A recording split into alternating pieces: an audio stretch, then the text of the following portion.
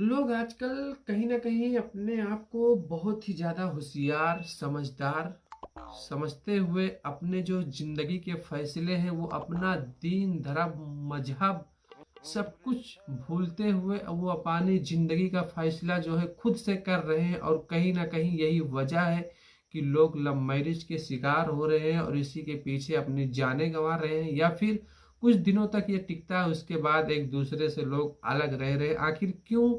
ऐसे ही घटना में एक मुस्लिम लड़की जिनका नाम जरीन होता है वो समीर कोमल नाथ लड़के के द्वारा मार दी जाती है और क्यों मार दी जाती है, सब घटना है कहाँ की?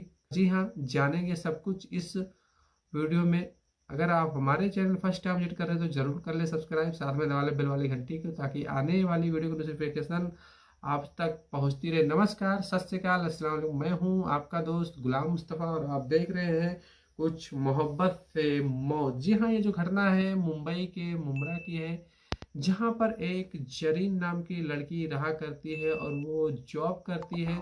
उसी जॉब के दौरान इसका नाम समीर कोमल नाथ होता है, उससे दोस्ती हो जाती है और वो दोस्ती इस कदर बढ़ती है कि इन दोनों के मोहब्बत हो जाती है और मोहब्बत इस कदर होता है कि अब इन दोनों का जो मिल पाना यानी एक साथ रह पाना, जिंदगी जो है गुजार पाना वो बहुत मुश्किल सा लग रहा था। जो तो इसी के चलते एक दिन फैसला करता है समीर कोमल नाथ, वो जरीन से कहता है कि अगर आप मेरी मजहब में नहीं शामिल हो सकती, मेरे धर्म में, तो मैं खुद अपना धर्म छोड़कर, हिंदू धर्म छोड़कर मुस्लिम धर्म में परिवर्तन करके आपसे क्यों ना मैं शादी कर लूं, क्यों ना आपसे मैं निकाह कर लूं। और वो यही चीज करता है। एक दिन वो अपना धर्म छोड़कर मुस्लिम धर्म में परिवर्तन हो के वो जरीन से निकाह कर लेता है। निकाह करने के बाद ये दोनों तकरीबन 14 साल तक एक साथ रहते हैं, लेकिन 14 सालों के बाद इन दोनों के बीच जो मेल मुटाव होता है वो काफी ज्यादा बढ़ता जाता है। यही नहीं, ये दोनों एक साथ रहना तो क्या, एक दूसरे को देखना भी पसंद नहीं करते। लेकिन जो जरीन होती है वो काफी ज्यादा इंटेलिजेंट होती है, वो अपने बच्चे के भविष्य के लिए बहुत कुछ सोचती है। लेकिन जो यही समीर कोमल नाथ होता है वो सिर्फ नशे की हालत में धुत रहता था, जॉब के टाइम भी या फिर रूम पे आने के टाइम। और इसी के चलते जो इनका जो मेल मुटाव था वो काफी ज्यादा बढ़ गया था, ये एक दूसरे से दूरियां चाहते थे।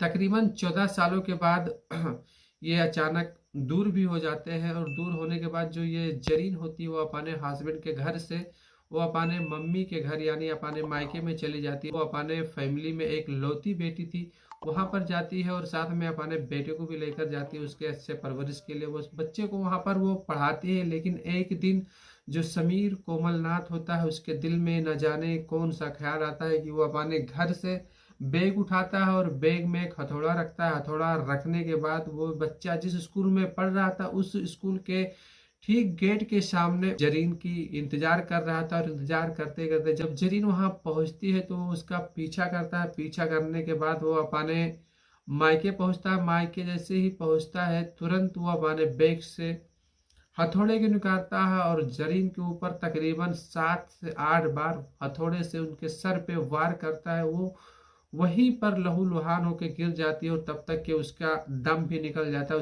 उसकी मृत्यु भी हो जाती है। और इसी को देखते हुए बीच बचाव करने के लिए उसकी माँ दौड़ी दौड़ी आती है जरीन की, और जरीन की माँ के ऊपर भी वो हमला करके वो वहां से भाग जाता है। वो भी काफी ज्यादा घायल हो जाती है। तब तक का ये जो मामला है पुलिस स्टेशन तक पहुंचता है और पुलिस की टीम यहाँ पर आकर छानबीन शुरू कर देती है और जो जरीन की लाश होती है उसको पोस्टमार्टम के लिए भेज देती है। तो जी हाँ गाइस, अगर इस तरीके से जो समाज के अंदर घटनाएं हो रहे हैं, लोग एक दूसरे का शिकार हो रहे हैं, कहीं ना किसी का यहाँ पर जान जा रहा है या फिर कोई दूसरे को छोड़कर तन्हाइयाँ पसंद कर रहा है, तो क्या ऐसे फैसले जो हैं आपके हिसाब से सही है या गलत? अगर आपको भी पता है तो जरूर बताइए कमेंट बॉक्स में कमेंट करके। तब तक के लिए बाय, खुद का ख्याल रखें, मिलेंगे किसी अगले वीडियो में।